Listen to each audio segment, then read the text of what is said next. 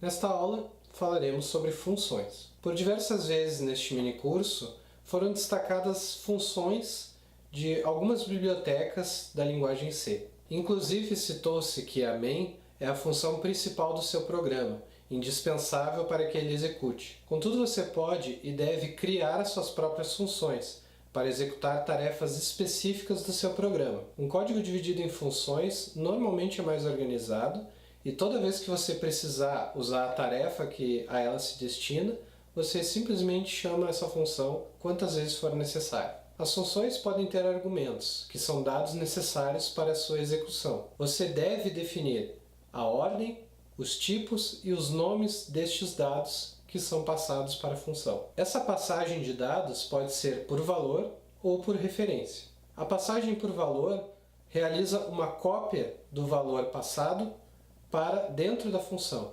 Já na passagem por referência não é realizada uma cópia.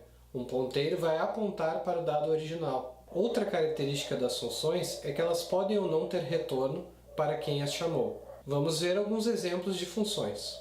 Bom, pessoal, para a gente entender bem essa parte de funções, eu vou explicar na prática como funciona a passagem por valor e a passagem por referência.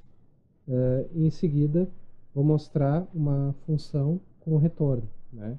No caso, essas duas primeiras não têm retorno, porque especificamos o void, né? Então não há por que colocarmos a inscrição return, essa aqui.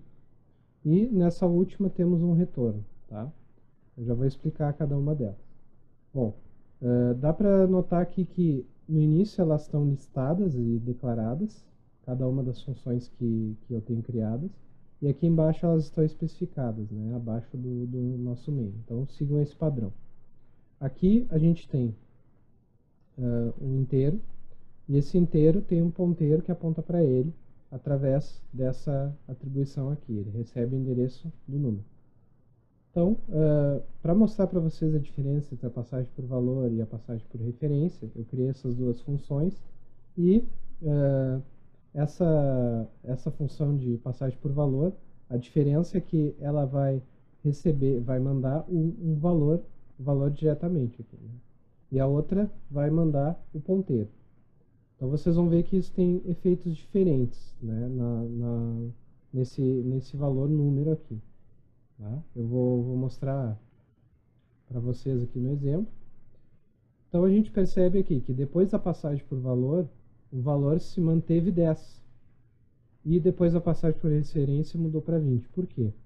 Os dois fazem a mesma coisa, né? Os dois somam 10. E por que somam 10 só na passagem por referência? Isso é porque quando fazemos a passagem por valor, o número é copiado de uma função para outra, né? Então esse valor número aqui, essa variável, não é a mesma número dessa aqui.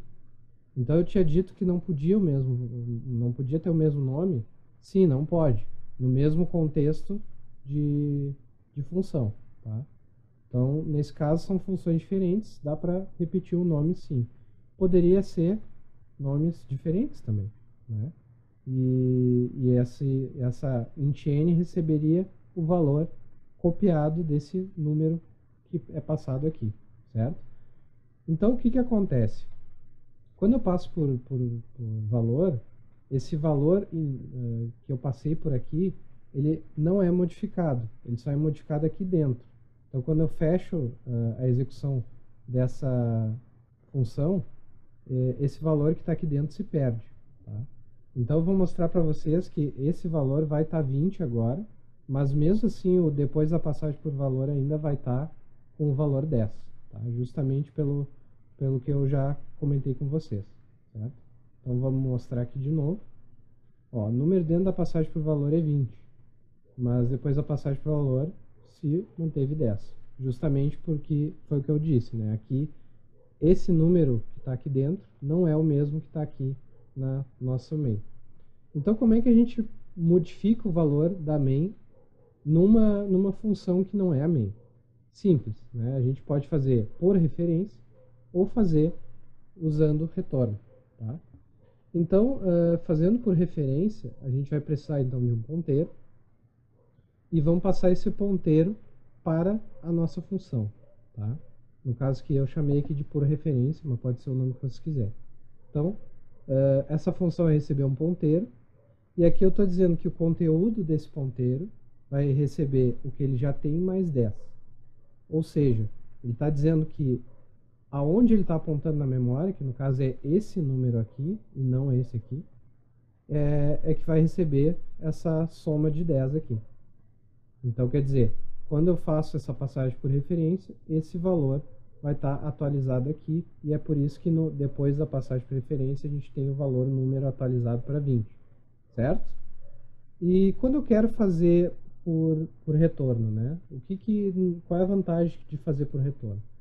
Quando eu declaro uma função que não tem retorno, eu coloco um void, ok? Mas quando eu quero que retorne um valor, eu posso retornar um valor.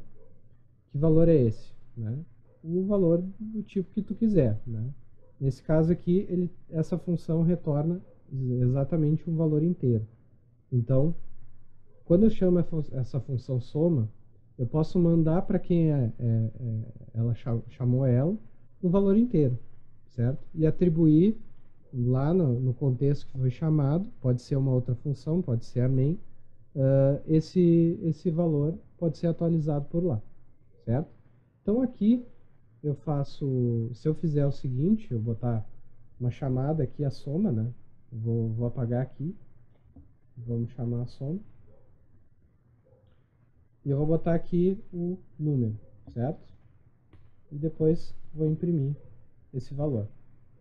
%d barra n e colocar aqui o valor número. Vocês vão ver que ele vai atualizar, certo? Faltou um detalhe, né? Que eu tenho que dizer que o número recebe o soma número. Por que eu tenho que fazer essa atribuição? Porque não é uma passagem por referência, certo? Então eu tenho que modificar o valor do número para o valor que foi somado aqui dentro, com um retorno. Tá? Então ele retorna um valor inteiro, e aqui tem um inteiro, que no caso é esse número, que recebe a soma, que é essa nossa função com retorno. Então aqui ele vai me informar o valor 20, como vocês vão ver agora, está aqui, valor 20. Então é isso, gente. Vocês podem utilizar as funções dessa forma, com retorno ou sem retorno, passando os argumentos por valor ou por referência. Lembrando que vocês sempre podem também passar mais de um valor aqui, né, ou mais de uma referência, né, mas sempre respeitando, na hora da chamada, a mesma ordem e os mesmos tipos que estão especificados na função de vocês, certo? Então é isso, gente. Eu vou encerrar essa aula e eu espero vocês nas próximas.